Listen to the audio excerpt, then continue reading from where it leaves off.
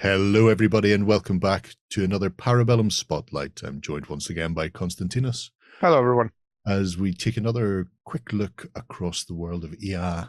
And this week we're focusing in on Ulakbaat and the legend of the Eclipse. I mean, your guess is as good as mine. It's an interesting one. They're sort of it's about the Wedrun, so we'll preface it with that. But there's sort of three distinct chunks to this spotlight in particular. So first off, we start with the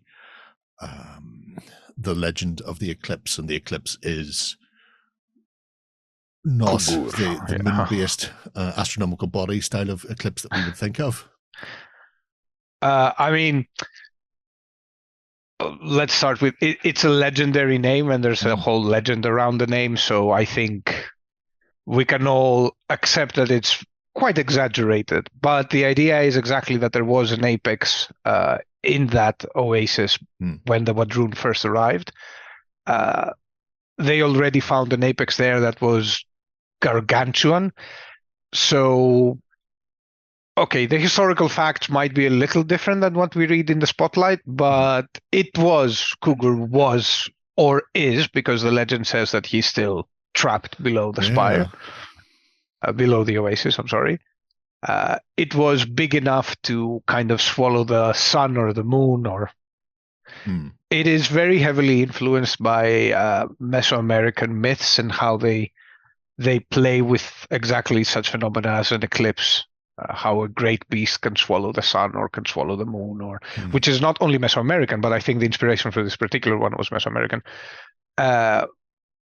And it's a very, in brackets, early myth for a civilization, or rather a myth for an early civilization. I think it fits more. And if you think about the Wadrun, I think it fits in the sense that it puts one of the greatest assets in their arsenal and in their everyday lives, the apex, and lifts it up on a pedestal and makes it of world building proportions, even though they do know that that's not the case. It's just they like stories. It's one of the things that the Wadrun culture has very strongly. Like they enjoy weaving and retelling stories. Yeah. Well, it's one of these, it's another prime example of shaping the narrative as lessons to the Wadrun people, where you've got such a warlike race and the idea that everything doesn't need to be solved via the medium of brawn. Sometimes application of brain and guile will do exactly the same job and do it better and for less risk. Or even a better job, depending on the circumstance. These teachings that you can imagine what was passed down to steer the civilization sort of progress. I think that's a key point, in the sense that, exactly as I said earlier, the Wadrun kind of know their historic origin. They know they are young people in the world, and they kind of know their intended use, but they don't know their place. They don't know their identity, except as from how others defined it, which is what make the Ukunfazane such a deific presence among them. She gave them I'm not going to say choice, because she was rather ruthless in the way she put them on track, but she gave them a new version of themselves to aspire to. So I think we can easily surmise that such tales like Cougar the Eclipse and similar that teach other methods, or that teach to expand upon the existing methods of warfare that they had, and in general in their everyday life, would be a very natural place to look for an identity for the Wadrun in their early stages, as lovers of stories and music and culture. They have their own culture. So I think it's a key point, exactly in the sense that, yeah, sure, they all know that this is a myth, but it still teaches things. The whole idea is that this is wisdom passed down the generations. Yeah. I also like the fact that with every myth, there'll be a grain of truth in there somewhere, and the idea that this monumental apex was living in the oasis that formed around a destroyed spire, and you're going, well, I mean, they've got form. You just have to look at the Wadrin themselves and how they were developed by the spires. It wouldn't surprise me if there's something not dissimilar to that. It's probably best not to go digging too deeply in there. True. Although if you do go digging into the tunnels beneath that oasis and around that spire, you'll run into something else entirely. And is this the first time the tarantulas? Yeah. Have they been mentioned before? Because it looks exciting and new to me. No, they have not, and they have not because it's a very specific, let's say, species or spire creation, because effectively that is what they are. Yeah. One of the experiments of the spires, and the idea is that it's very concentrated. Their presence is very isolated there. And while they are integral in the society that formed around the oasis of Ulakbaat, they are not a widespread species, and they are rather contained exactly because of this enmity they have with the Wadrun, which is not an enmity in and of itself. It's more like a class of predators in a way, as you understand. It's also part of the tale that because the Wadrun have such a close relationship to beasts, that I think there's also a cautionary tale there that not all beasts are to be talked to. Some just need to be used the same way, for instance, humans use domesticated animals. The Wadrun have not mastered that aspect of it maybe that much. Not that they don't have domesticated animals, but their uses are a little different than ours. Yeah, as evident by our models, I think. It is also a tale that, you know what, not everything out there is for the speakers to make friends with. Some things just need to be coexisted with and, in brackets, exploited, and learn to coexist, even if that is through conflict. And I think that's a nice different approach to the Wadrun relationship with beast. Yeah, I know it's fascinating the way that, with the Eclipse, they have to deal with it, and like you say, the tarantulas, they have to, I suppose, find where they don't overlap. I imagine that within the oasis, they both sit at the relative tops of a couple of different trees. So if it did come to a point where they were having to completely butt heads, it would be another case that they may not come off unscathed, because they do. The tarantulas apparently have a sentience, or at least in the story that they have some form of society built up there beyond maybe just the animalistic side of things. So dealing with them may not be the easiest. I think there is a very visible line. Sorry, I will explain why I laughed. I laughed with a thought I had, and I will tell you later. I think there's a very specific line. The spiders are mostly underground, which is a common characteristic in the oasis, that the bowels of the spire, the old underspire, is kind of left alone, or kept in check, if not left alone. But it's not really dwelled by the Wadrun themselves. I think there are practical reasons for this, maybe also cultural reasons. They don't want to return to their birthplace, in a way. So there is a very definitive line between the two societies. I said, we know for a fact that these broken spires that form the oasis are filled with life, not only inside and not only outside in the oasis, but also underneath in the old underspire.